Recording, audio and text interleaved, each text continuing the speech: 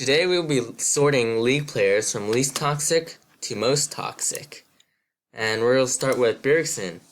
And Bjergsen is less toxic than Lawrence, Celtics, Ponzao, so Bjergsen comes before Lawrence Zhao. But when you compare Loric Celtic Ponzao with I'm a Cutie Pie is less toxic than Lawrence Zhao, so they get switched. And when you look at Lawrence Celtics Ponzao compared to Eric Lodahl is less toxic than Lawrence Celtics Ponzao, so you switch them. You then look at Lawrence Celtics Ponzao and Mr. Samir Paul.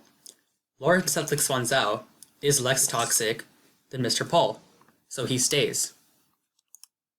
And when you look at Samir Paul and Lol Tyler 1, Samir Paul is considerably less toxic than Lol Tyler 1, so their positions are fine.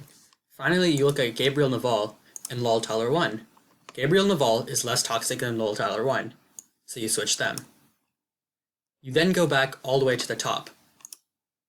Bjergsen is less toxic than I'm a Cutie Pie, so they stay in the same positions. When you look at I'm a Cutie Pie and Eric Lodahl is less toxic than I'm a Cutie Pie, so they get switched.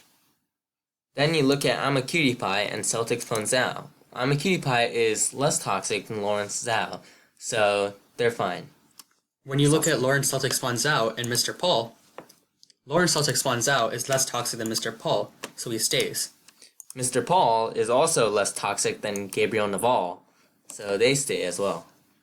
Gabriel Naval is less toxic than Lol Tyler 1, so he stays.